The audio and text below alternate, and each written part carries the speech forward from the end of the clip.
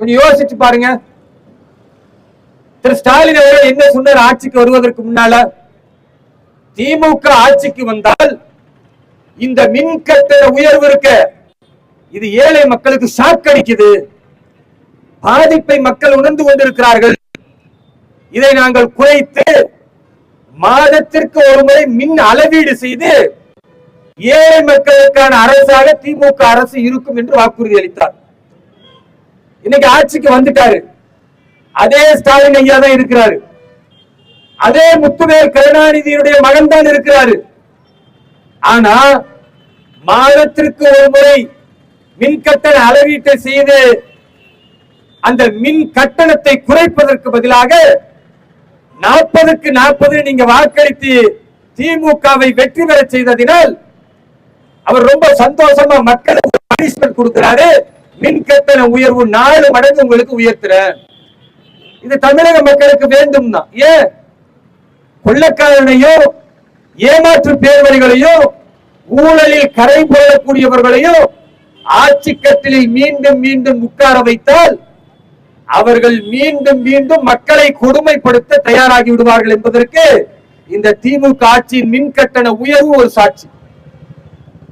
இன்றைக்கு ஏன் இந்த மின் கட்டணம் உயருது? இவர்கள் அளவுக்கு அதிகமாக மின் கட்டணத்திற்காக மின்சாரத்தை விலை கொடுத்து வாங்குகிறார்கள். தமிழக அரசு மின் உற்பத்தி செய்ய மறுக்கிறது. சூரிய மின் உற்பத்தியை செய்வதற்கு எந்த முயற்சியும் எடுக்கல.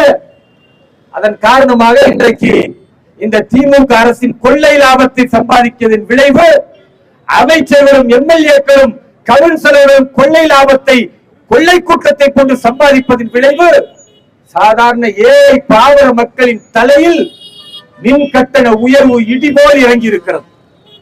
மாசத்துக்கு ஒரு வாட்டி மின் அளவீடு எடுப்பேன் என்று ஒரு பக்கம் சொல்லுவது, ஆட்சிக்கு வந்தால் மின் கட்டணத்தை உயர்த்துவது, இதுதான் திமுக ஆட்சியினுடைய மானங்கெட்ட சாதனை என்பதை பதிவு செய்வோம். இரண்டாவது துக்கமான நிகழ்ச்சி என்ன?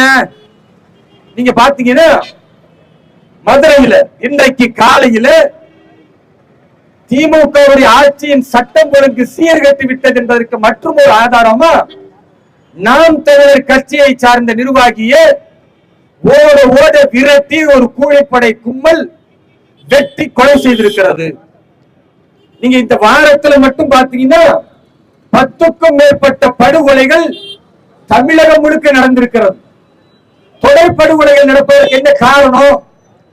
கூலிப்படை தைரியமா இருக்கிறார். என்னடா வழக்கு போட்டிருக்கீங்க, நீங்க என்ன பண்ணிருவீங்க எங்களை என்கிற அந்த கூலிப்படையினுடைய தைரியம், திமுக ஆட்சியில காவல்துறை எங்களை ஒன்றும் செய்ய முடியாது என்ற அவர்களுக்கு இருக்கிற அந்த மமதை தொடர்ந்து அப்பாவி உயிர்கள் பலியாகி கொண்டே இருக்கிறத பார்க்கிறோம்.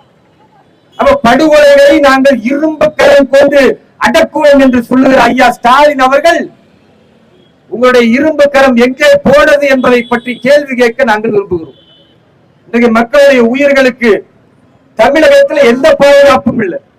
காவல்துறையும் உளவுத்துறையும் உறங்கிக் கொண்டிருக்கிற ஒரு படு மோசமான சூழல். எங்கு பார்த்தாலும் கொலைகள். இது இரண்டாவது தமிழகத்தில் இன்றைக்கு நடந்த துக்கமான சம்பவம்.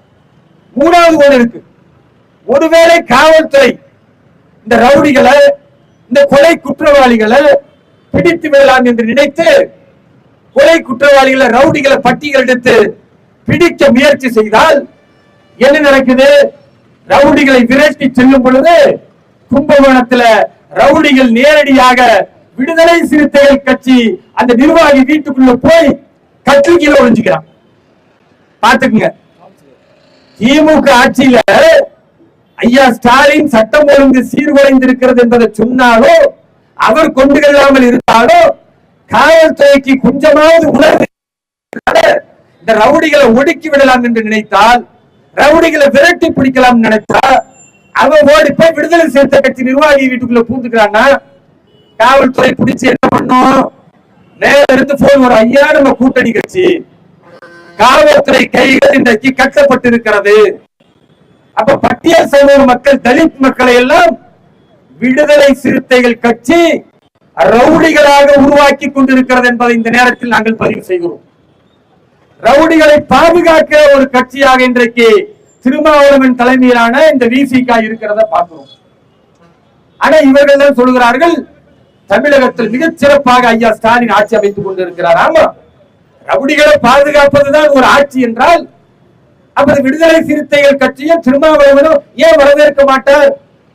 ஒரு பக்கம் பயங்கரவாதிகளுடைய மாநாடு PFI நடத்தினா அதுல போய் கலந்துகிட்டு வாழ்த்து தெரிவிச்சு பாராட்டுகிற திருமாவளவன் தன் சொந்த தலித் பட்டியல் சமூகத்தை ரவுடிகளாக மாற்றி திமிர் ஏழு திருப்பி அடி அடுத்த சாதி பெண்களை இழுத்துக் கொண்டு போய் என்று சொல்லுவது இன்றைக்கு தரங்கட்ட தலைவராக திருமாவளவன் இருக்கிறத பார்க்கிறோம். இது ஒரு பக்கம் நடக்கிற ஒரு கொடுமை. இந்த 3 கொடுமையும் இன்றைக்கு காலையில் நடந்ததை நம்ம பார்க்கிறோம். இப்படி ஒவ்வொரு நாளும் திமுக ஆட்சியில ஒரு பக்கம் கூலிப்படை, ஒரு பக்கம் விலை உயர்வு, எல்லாவற்றிலும் விலை உயர்வு. நீங்க பால் விலை உயர்வு, சொத்து வரி உயர்வு, எல்லாவற்றிலும் விலை உயர்வு என்று இன்னைக்கு மின் கட்டணத்தை உயர்த்தி இருக்கிறார்கள். இன்னொரு பக்கம் ரவுடிகள் இந்த திமுக கூட்டணி கட்சிகளில் உள்ளவர்கள் பாதுகாப்பாக இருப்பதை பார்க்கும். இதை ஒழிக்கணுமா வேண்டாமா? இதை எதிர்த்து குரல் கொடுக்கணுமா வேண்டாமா? எந்த கட்சிகளாவது திராணி இருக்கா?